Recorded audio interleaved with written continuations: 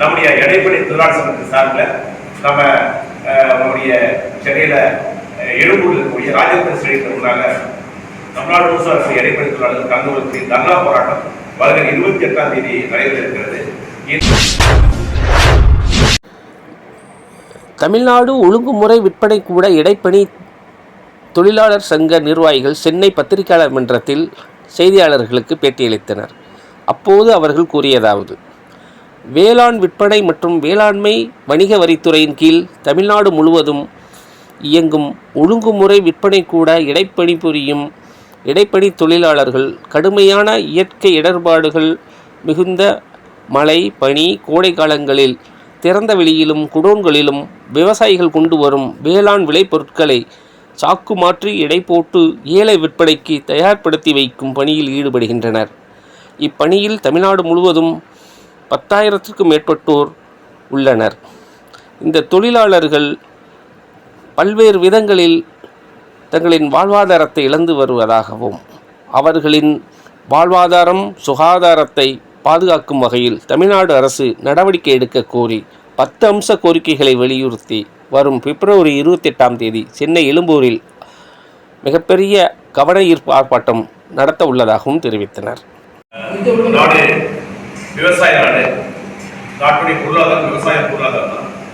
நம்முடைய தமிழ்நாட்டில் பிரிட்டிஷ் ஆட்சி காலத்திலேயே விவசாய விளைபொருளுக்கு நியாய விலை கிடைக்க வேண்டும் என்ற அடிப்படையில் ஒழுங்குமுறை விற்பனை கூடம் என்கிற ஒரு அமைப்பு உருவாக்கப்பட்டது அரசாங்கத்தின் சார்பில். அது இந்தியா விடுதலைக்கு பிறகு அது ஒடுக்கப்படுத்தப்பட்டு தமிழ்நாடு முழுவதும் இருக்கக்கூடிய வேளாண் துறையின் கீழ் தமிழ்நாடு முழுவதும் வேளாண் விற்பனை மற்றும் வேளாண் வணிகத்துறையின் கீழ ஒழுங்குமுறை விற்பனை கூடங்கள் அமைக்கப்பட்டது.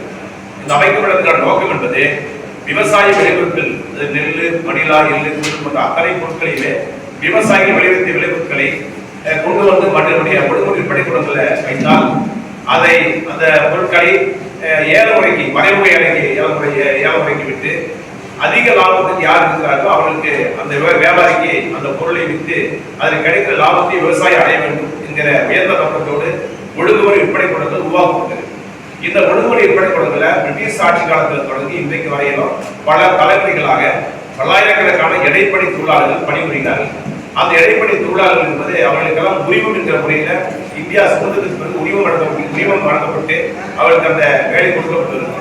ஆனா இந்த இந்திய அரசாங்கம், தமிழக அரசாங்கம் வந்து 450 நாள் வேலை பார்த்தால் அவளுக்கு பணி நிரந்தரம் செய்யக்கூடிய சட்டம் ஒரு பக்கத்தில் இருக்கு. அது இன்னைக்கு பல வகையில மாற்றப்பட்டாலும் கூட தொடர்ந்து வேலை பார்த்தால் பணி நிரந்தரம் சட்டம் இருந்தாலும் கூட அரசாங்க துறையின் கீழே வேலை பார்க்கக்கூடிய இடைப்பணி தொழிலாளர்கள் கடந்த 30-35 ஆண்டுகளுக்கு மேலாக அந்த இடைப்பணியில் ஈடுபட்டுகிறார்கள். அதிகாலையில 4 மணி இடைப்பணி தொழிலாளர்கள் வேலைக்கு வருகிறார்கள். விவசாயிகள் கொண்டு வரக்கூடிய விளைபொருட்களை எடை போட்டு சாக்கு மாற்றி வைக்கிற வேலை தான் அந்த மார்க்கெட் கமிட்டியில் இருக்கக்கூடிய சாக்குகளை மாற்றி எடை போட்டு விலைக்கு வைத்து விட்டால் வியாபாரிகள் அதுக்கு விலை போடுவார்கள். இந்த அடிப்படையான பணியை செய்யக்கூடிய பல்லாயிரக்கணக்கான இடைப்பணி தொழிலாளர்கள் தமிழ்நாடு முழுவதும் 220 ஒழுங்கு விற்பனை கூடங்களில் பணிபுரிகிறார்கள். ஆனா இவர்களுக்கு பணி நிரந்தரம் என்பது இல்லை, மாறாக அவங்க லைசன்ஸ் தான் இருக்காங்க. இதனால பல தலைமுறைகள் வேலை பார்க்கக்கூடிய தொழிலாளருடைய குடும்பம் நிர்கதியாக்கப்பட்டிருக்கிறது. பணி நிரந்தரம் இல்லாத அவங்களுக்கான ஒரு பணி பாதுகாப்பு இல்லாத காரணத்தினால அந்த குடும்பங்கள்ல அந்த வேலை பார்க்கக்கூடிய தொழிலாளர்கள் அவளுக்கு ஏதாவது உயிரிழப்பு ஏற்பட்டாலோ அல்லது வயது முதிர்வு காரணமாக வேலையிலிருந்து வெளியே போனாலோ ₹1 கூட அவருக்கு பண ஆதாயம் என்பது இல்லை. பணியின் போது வேலை பார்க்கிற போது தொழிலாளி ஒருவேளை அந்த பொருட்டை சரிந்து விழுந்து விட்டால் கூட இறந்து போன தொழிலாளிக்கு எந்த விதமான அரசாங்கத்தின் உதவி இல்லாமல் அந்த குடும்பம் நிர்கதியாக இருக்கிறது. இது நியாயமான கேள்விதான் தொடர்ந்து நாம் முன்வைக்கிறோம். நாங்க 2010ஆம் ஆண்டிலிருந்து தொடர்ந்து பல்வேறு கட்ட போராட்டங்களை தமிழ்நாடு ஒழுங்குமுறை இடைப்பணி தொழிலாளர்கள் முன்வைத்திருக்கிறது. எங்களுடைய கோரிக்கை எல்லாம் தமிழ்நாடு முழுவதும் இருக்கக்கூடிய பல 30-35 ஆண்டுகளாக பணிபுரியக்கூடிய இடைப்பணி தொழிலாளர்களை பணி நிரந்தரம் செய்ய வேண்டும், காலமுறை ஊதியம் வழங்க வேண்டும். இடைப்பணி தொழிலாளர்களுக்கு மருத்துவ காப்பீடு முக்கியமானது. ஏன்னா வெட்ட வெளியில குடோன்களில் வேலை பார்க்கக்கூடிய இடைப்பணி தொழிலாளர்களுக்கு மருத்துவ வசதி அடிப்படையானது. ஏன்னா சுவாச நோய்கள் வரக்கூடிய வாய்ப்பு அதிகமாக இருக்கிறது. அதிகாலையில பனிக்காலங்கள்ல மழைக்காலங்கள்ல ஏற்படும் தொற்று நோய் ஏற்படும் பாதிப்பு இருக்கிறது. ஆகவே அடிப்படையாக இவர்களுக்கு மருத்துவ காப்பீடு வேண்டும். ஆனா மருத்துவ காப்பீடு வழங்காத காரணத்தால தமிழ்நாட்டில் கடந்த 30-40 ஆண்டுகளில் பல்லாயிரக்கணக்கான இடைப்பணி தொழிலாளி சுவாச கோளாறு காரணமாக பல்வேறு நோய்கள் காரணமாக செத்து படித்திருக்கிறார்கள்.